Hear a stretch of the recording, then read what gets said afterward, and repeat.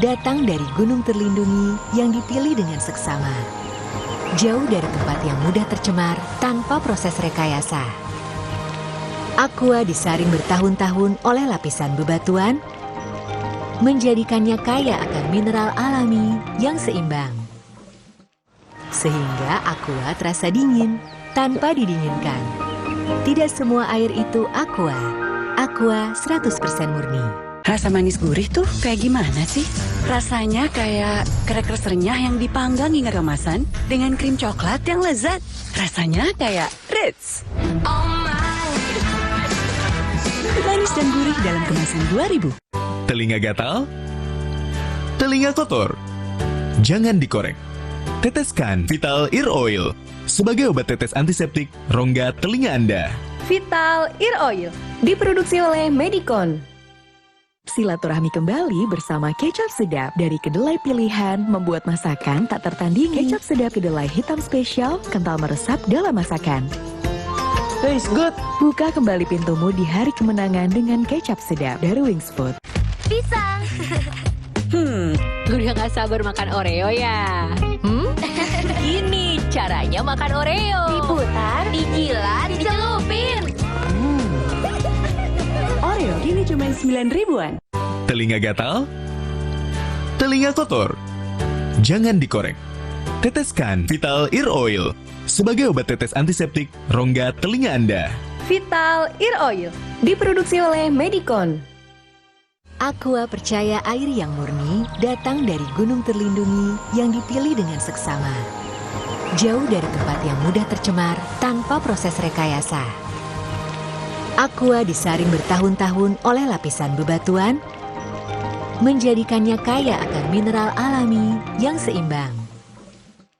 Sehingga Aqua terasa dingin tanpa didinginkan. Tidak semua air itu Aqua. Aqua 100% murni. Nyaman berpuasa dengan kopi luwak. Selamat Idul Fitri ya.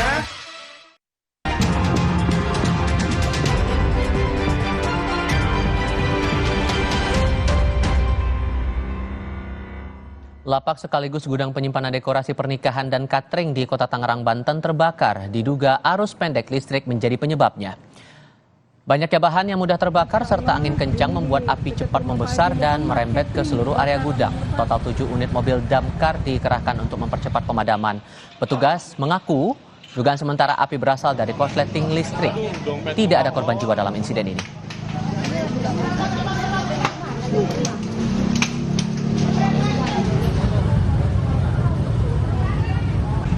Masya Allah, ini di dekat rumah Pak Haji Muhammad, catering kebakaran. Dan sekian Kompas Petang untuk kali ini. Saya Tifal Solesa. Dan juga saya Maido Pelfrina, terima kasih. Sampai jumpa.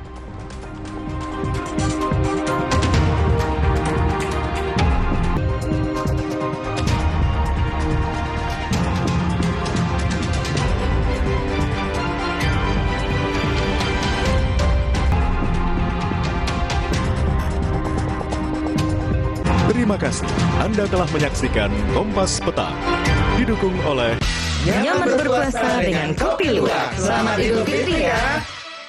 Percayakan informasi arus mudik Anda pada Kompas TV. Mudik Gesit 2025. Kami pantau serta laporkan langsung dari sejumlah titik kepadatan lalu lintas. Mudik aman dan nyaman, silaturahim lancar. Pastikan Anda ikuti Mudik Gesit 2025 di hari dan jam berikut. Rayakan kemenangan bersama Kompas TV. Teman Hari Raya.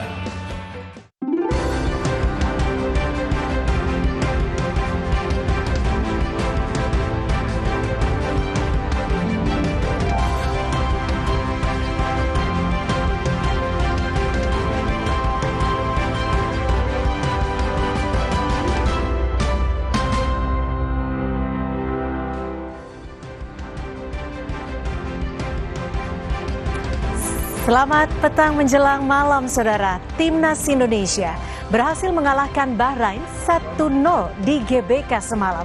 Setelah mengatasi Bahrain, target selanjutnya adalah Tiongkok. Bagaimana langkah strategi Timnas menjaga asa untuk tampil di Piala Dunia 2026? Dan kami juga punya sorotan lainnya soal jelang Hari Raya Idul Fitri atau Lebaran, 5 hari jelang Lebaran. Bagaimana kondisi arus lalu lintas di jalur mudik? Kami akan hadirkan pantauan langsung dari sejumlah titik di sejumlah daerah. Dan 2 informasi ini akan jadi menu sajian utama Sapa Indonesia Malam hari ini. Saya Radi Saputro. Dan saya Cynthia Rompas. Inilah Sapa Indonesia Malam selengkapnya.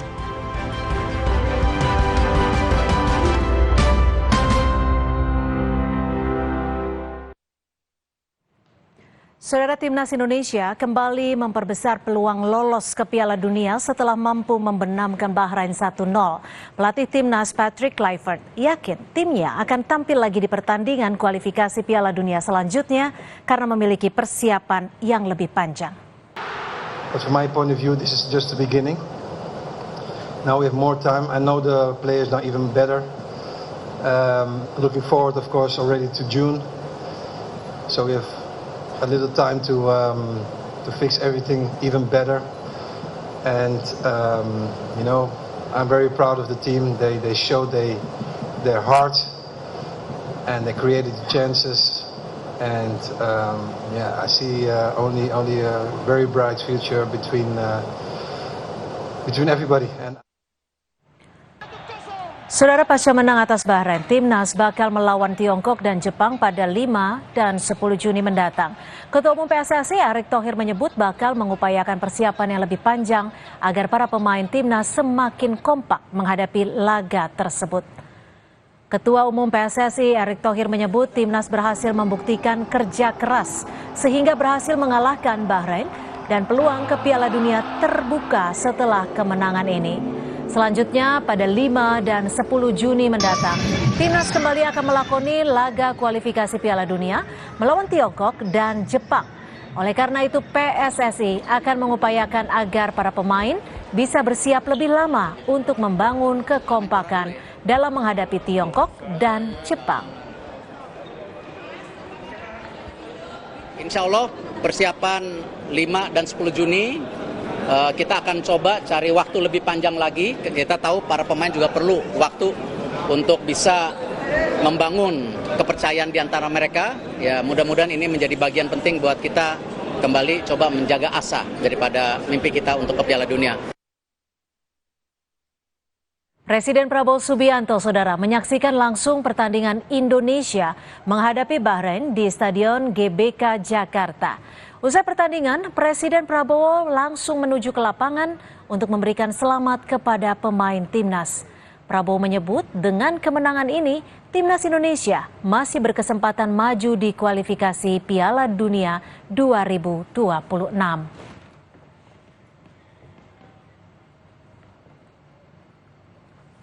Ya, alhamdulillah ya kita berhasil, tim nasional kita perjuangannya cukup baik, mereka berjuang, mereka keras. Saya ucapkan terima kasih PSSI, ya maju terus. Mudah-mudahan lah kita, kalau ini tadi kita kalah kita sudah out, tapi ini berarti kita masih ada kesempatan kita maju terus. Ya, insya Allah, ya. Oke. Terima kasih. Bagus. Saya kira lumayan kita. Oke? Terima kasih. Jepang yang sudah dipastikan lolos ke Piala Dunia 2026 tetap tampil dominan saat menjamu Arab Saudi di Saitama Stadion. Meski banyak peluang tercipta, laga berakhir imbang tanpa gol.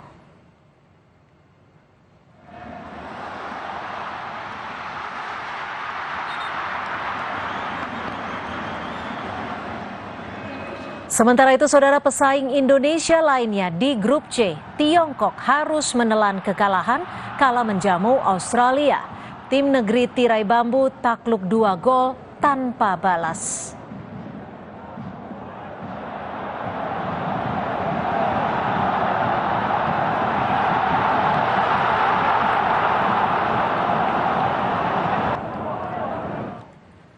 Kemenangan atas Bahrain membuat Timnas mengumpulkan 9 poin di klasemen grup C kualifikasi Piala Dunia zona Asia.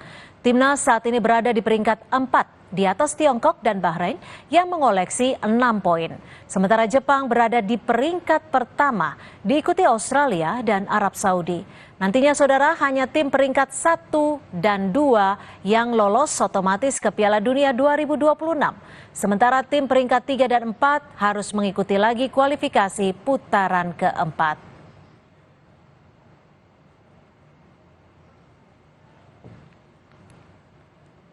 Kita ke informasi lain, saudara. Kapolri Jenderal Listio Sigit Prabowo bersama Panglima TNI Jenderal Agus Subianto meninjau kawasan Pelabuhan Merak di Cilegon. Kapolri menyebut kebijakan pemerintah terkait diskon dan WHF mampu mengurai kepadatan arus mudik. Kapolri membandingkan antara jumlah pemudik tahun ini dan tahun lalu. Untuk periode jelang Lebaran, angka pemudik tahun ini meningkat. Kapolri berharap puncak arus mudik diprediksi 28 Maret nanti bisa diurai dengan baik.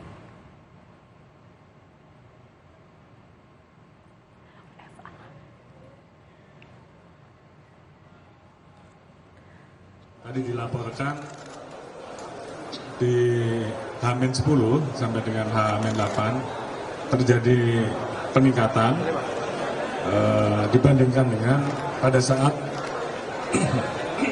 Lebaran 2024. Tentunya ini menjadi bagian dan upaya kita untuk bisa mengurai puncak mudik. Tidak hanya di dalam Pelabuhan Merak, Kapolri bersama Panglima TNI juga memantau arus mudik melalui pantauan udara dengan menggunakan helikopter Super Puma TNI. Kapolri dan Panglima memantau situasi dermaga eksekutif di Pelabuhan Merak, termasuk akses tol ke Pelabuhan Merak.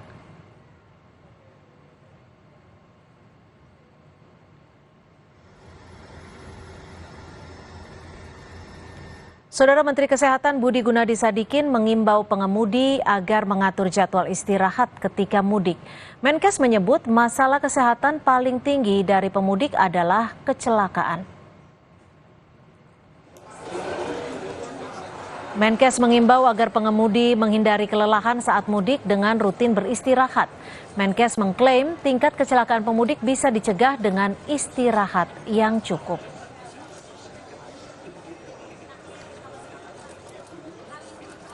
Kecelakaan itu biasanya disebabkan sama supirnya. Jarang sekali yang disebabkan sama penumpangnya, gitu ya.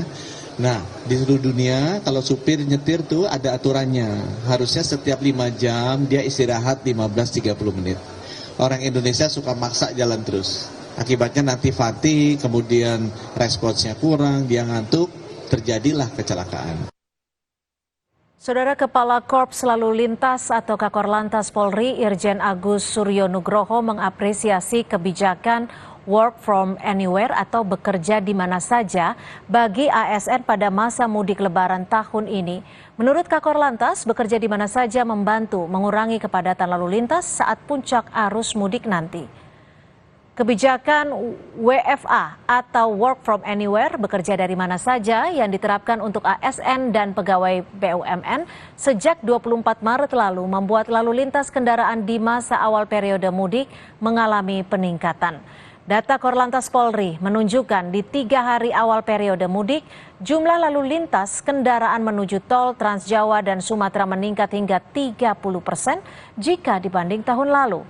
Peningkatan arus kendaraan di awal ini akan membantu mengurangi kepadatan lalu lintas saat puncak arus mudik yang diperkirakan terjadi pada 28 dan 29 Maret 2025. Jadi kebijakan pemerintah yang work from anywhere ini sangat membantu sekali kaitannya dengan arus mudik. Jadi arus mudik ini diperkirakan akan terurai dari awal. Sehingga ketika nanti kita evaluasi traffic accounting-nya, apakah nanti di H-3 itu harus puncak, tentunya nanti akan kita lihat dulu. Tetapi prediksi harus puncaknya di H-3. Tetapi hari pertama itu ada kenaikan H-10 dengan tahun lalu itu ada kenaikan 35%. Ini cukup bagus, akhirnya terurai. Hari kedua itu 22%, tetapi keseluruhannya saat ini 3 hari ini yang menuju ke Trans Jawa dan Sumatera itu sudah 30%. Artinya ini sangat terurai sekali.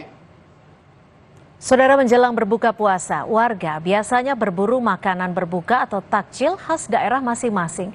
Seperti di Bandung, Jawa Barat, salah satu jajanan yang diburu adalah surabi. Makin banyaknya varian topping membuat surabi semakin menjadi favorit untuk berbuka puasa. Di antara banyaknya kuliner kekinian yang menjamur di kota Bandung, kuliner legendaris tradisional surabi Cihapit masih diburu para pencari takjil di bulan Ramadan. Pembuatan surabi sudah dimulai sejak pukul 1 siang mengantisipasi keramaian saat waktu berburu takjil nanti. Di bulan Ramadan, surabi legendaris yang sudah berjualan sejak tahun 1993 ini masih selalu diburu warga untuk membatalkan ibadah puasa.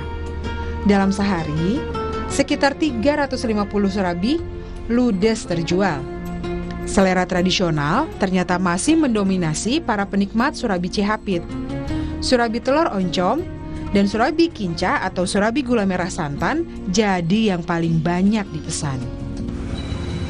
Banyak banget ya, Mas? Ya, khas kalau di Bandung itu kan khasnya oncom sama yang pakai kinca, ya paling dominannya itu.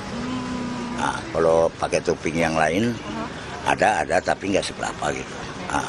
Selama bulan Ramadan ini paling besar penjualan sehari bisa berapa ini buat takjil?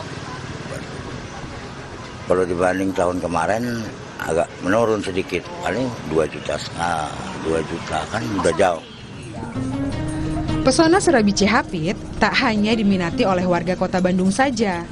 Mereka yang berasal dari luar kota Bandung pun dibuat terpikat dengan jajanan legit khas Sunda ini. Iya, buat takjil. Buat takjil. Udah biasa beli di sini, tiap ke Bandung beli ke sini karena terkenalnya di sini ya surabinya. Terus variannya banyak. Terus harganya juga terjangkau. Tadi tuh mesen rasa apa aja? Varian apa aja? Oncom telur, terus yang manis buat anak-anak, keju, coklat. Terus apalagi tadi ya? Tapi variannya yang lebih paling favorit oncom sih.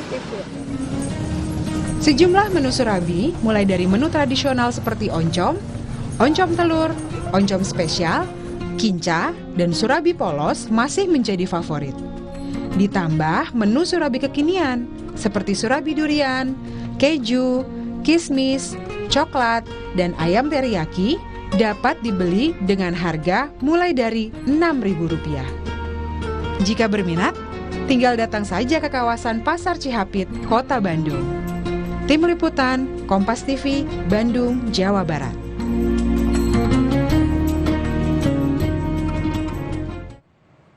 Saudara, saat ini di wilayah Indonesia Barat sudah mendekati waktu berbuka puasa. Kami akan mengajak Anda untuk berburu takjil ke Kota Medan, Sumatera Utara.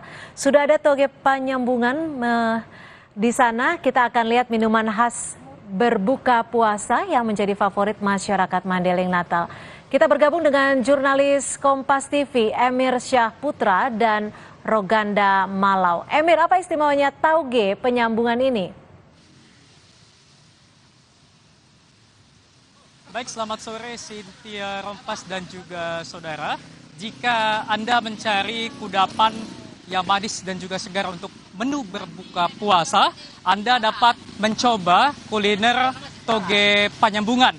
Dan saat bulan suci Ramadan ini memang kuliner toge panyambungan ini banyak sekali diburu oleh warga karena cita rasanya yang manis, segar, dan ada sedikit rasa gurih. Dan saat ini saya akan mengajak Anda seperti apa kuliner toge panyambungan ini.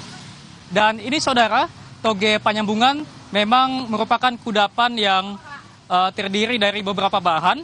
Dan saat ini saya sudah bersama dengan penjual dari toge panyambungan ini. Selamat sore Ibu. Sore. Dengan Ibu siapa? Sumiati. Baik Bu Sumiati, untuk toge panyambungan ini terdiri dari bahan apa saja ini Bu Sumiati?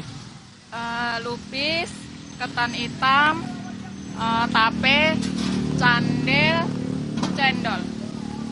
Baik, berarti bahan-bahannya didominasi oleh pulut ketan ya, seperti itu Bu ya? Ketan, lupis, semuanya dari pulut. Cendol baru dari tepung beras. Baik, jadi untuk penyajian kuliner ini sendiri apakah dapat dinikmati dengan kondisi dingin atau tanpa es batu seperti itu, Ibu? Selera masing-masing, bisa dingin, bisa panas, gitu. Baik, Bu Sumiati, untuk pada saat bulan suci Ramadan ini, bagaimana tentang penjualan? Apakah terjadi peningkatan pada hari-hari biasanya atau masih normal saja? Oh iyalah, kalau bulan puasa lebih banyak dari porsi biasa. Baik Ibu, mungkin saya ingin mencoba toge penyambungan ini yang terdiri dari tadi pulut hitam ya Bu ya, lalu ada lupis dan juga lalu ada santan dan juga ada gula merah seperti itu Ibu. Nah saudara, memang kuliner toge penyambungan ini dapat Anda temukan di kota Medan, dan bagi Anda saudara yang ingin menikmati kuliner toge penyambungan ini dapat langsung ke Jalan HM Yamin Kota Medan, tepatnya di depan Masjid Perjuangan Kota Medan. Baik, kembali ke Cynthia Rompas di studio. Baik, terima kasih atas laporan Anda, Emir Syahputra dan juga jurnalis Kompas TV Roganda Malau. Saudara, informasi lainnya di Sapa Indonesia Malam masih akan kami sajikan selepas jeda, di antaranya nikmatnya berbuka puasa dengan menu khas Sulawesi Selatan, Konro Barbecue. Kami hadirkan informasi usai jeda.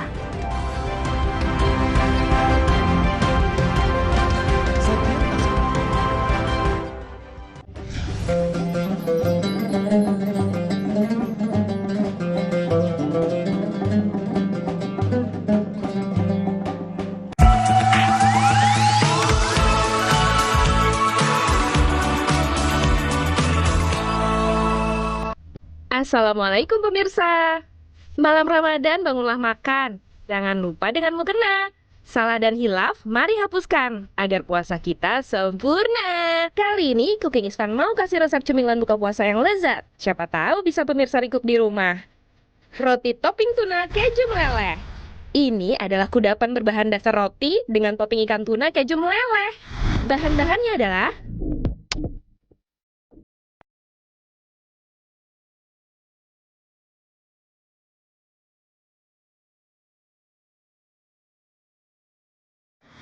setelah perbahanan sudah lengkap, yuk kita masak. Pertama, kita olah dulu bahan-bahan untuk toppingnya. Masukkan dan lelehkan butternya. Tuang bombay yang sudah dicincang dan tumis sampai harum. Selanjutnya, masukkan jamur. Lalu tumis sampai jamurnya matang. Setelah itu, masukkan ikan tuna dan aduk-aduk sampai kering. Untuk seasoningnya, taburi garam dan lada hitam bubuk. Aduk-aduk lagi, tapi pikiran jangan ikutan diaduk ya. Tahap berikutnya, oleskan butter di permukaan rotinya. Jika sudah, panggang roti di atas teflon yang sudah dipanaskan. Tekan-tekan sedikit rotinya dan balik rotinya sampai berubah jadi warna kecoklatan. Jika sudah berubah warna, tuang topping tuna yang sebelumnya sudah ditumis. Lalu letakkan keju cheddar slice dan taburi keju parmesan di atasnya. Selanjutnya, torch kejunya sampai meleleh. Semeleleh kalau lihat tatapan kamu. Untuk pilihan, kita bisa tambahkan kentang goreng juga loh. Yuhu, ini dia roti topping tuna keju meleleh ala Cooking is Fun sudah jadi. Wah, jadi nggak sabar mau nyicip deh. Temukan berbagai resep mudah selama bulan Ramadan di Cooking is Fun hanya di Kompas TV.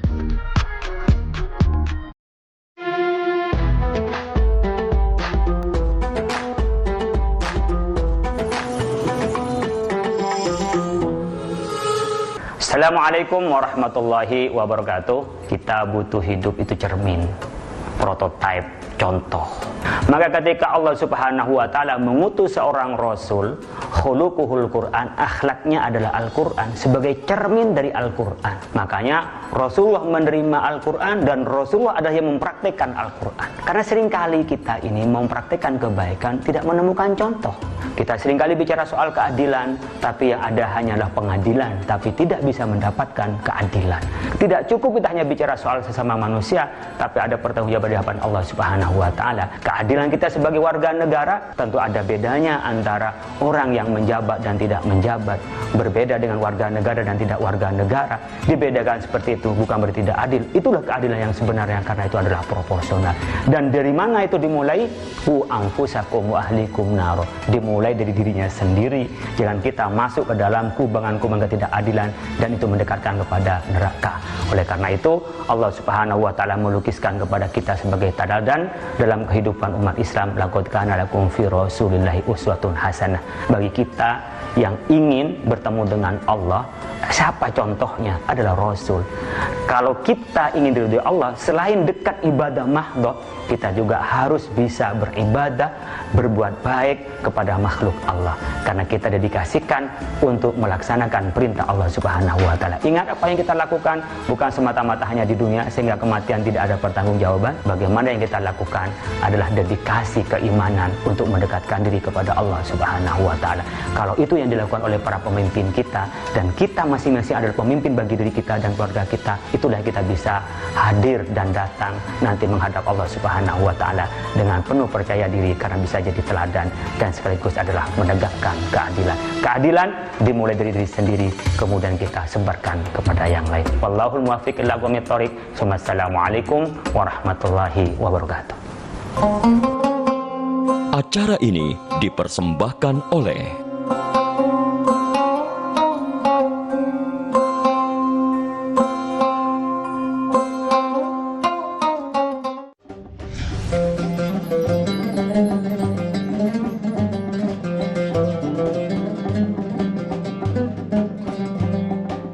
Sesaat lagi Anda akan menyaksikan Kurma Kuliah Ramadan yang didukung oleh